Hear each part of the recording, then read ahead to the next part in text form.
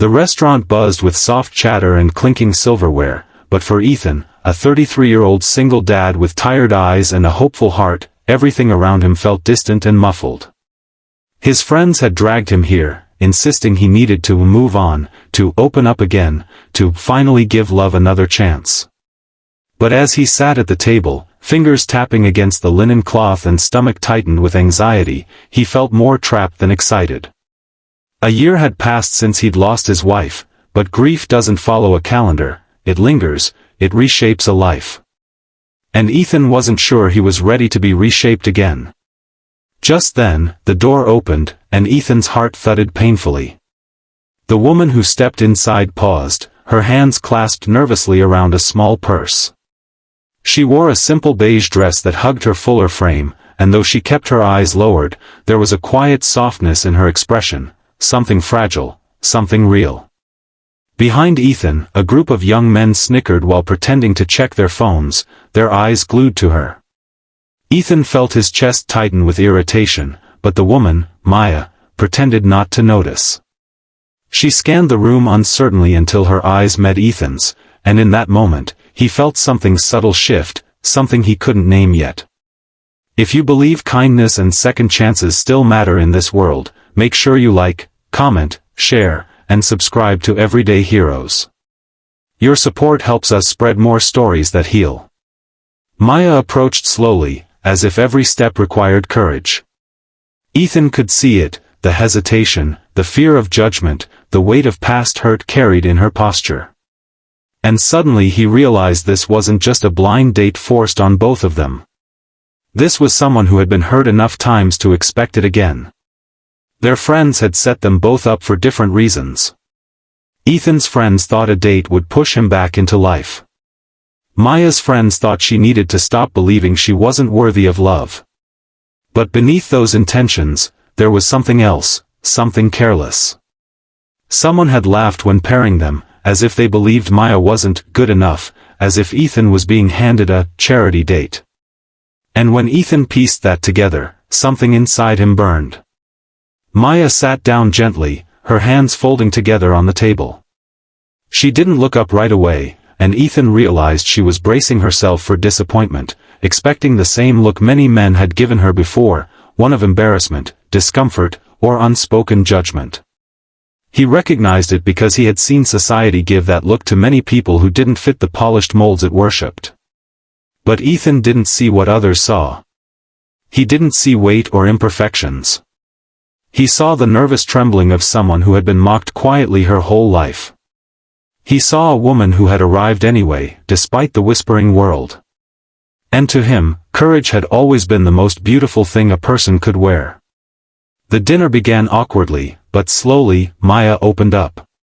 She shared how she worked with children at a community center, how she loved painting at night when the world felt too heavy, and how she'd stopped going on dates because they always ended the same, with someone treating her like a joke, or worse, pretending to be kind while their eyes told the truth.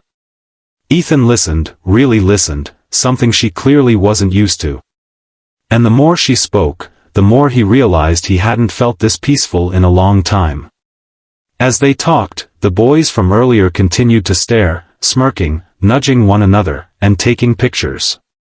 Ethan saw everything. He saw Maya's forced smile when she caught one of them looking. He saw the decades of insecurity returning to her face. And he saw her start to shrink inside herself, as if trying to take up less space. Finally, one of the boys let out a laugh loud enough to cut through the restaurant noise. Maya froze. Ethan's jaw clenched. And something inside him snapped in the most honest, human way possible. He turned toward them and stood up slowly. His voice wasn't loud, but the firmness in it carried across the room. He didn't insult them. He didn't raise his voice. He simply spoke with a heaviness that silenced even the amused. He said that the woman sitting with him was brave, braver than anyone who hides behind a phone to mock others. He said she walked into a room where she knew she might be judged and came anyway. He said she carried kindness the way others carried arrogance. And then he said the words that made the entire room still. He told them Maya reminded him of what he missed most about the woman he lost, not appearance, not perfection, but soul. Heart. The quiet strength it takes to be gentle in a world that rewards cruelty.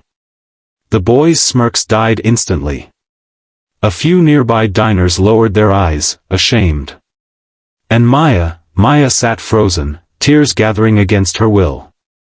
Ethan returned to his seat slowly, and the look he gave her wasn't pity, wasn't forced affection, it was genuine admiration. It was a look Maya hadn't seen directed at her in years. As the dinner went on, something fragile began to rebuild within her. Her shoulders untensed. Her smile returned, this time reaching her eyes. And Ethan felt warmth blooming inside him too, a warmth he hadn't expected to feel again. They talked until the restaurant quieted, until time no longer mattered. When they finally stepped outside, the sunlight softer now, Ethan surprised himself by asking if she'd like to meet again. Maya looked at him, startled, as if she had misheard. When she realized he was serious, a tear slipped down her cheek, not from sadness, but from healing. Ethan gently wiped it away. They walked to their cars, slower than necessary, neither wanting the night to end. And in that quiet walk, Ethan realized something incredible. Sometimes life doesn't give second chances the way we expect. Sometimes it gives them in the form of people we would have missed if others hadn't tried to make a joke of them. But kindness has a way of rewriting intentions, transforming what was meant to hurt into something unexpectedly beautiful. If this story touched your heart even a little, please like, comment, share, and subscribe to Everyday Heroes. Your support helps us keep spreading light in a world that needs more of it. Before you go, tell us in the comments, do you believe true kindness still exists?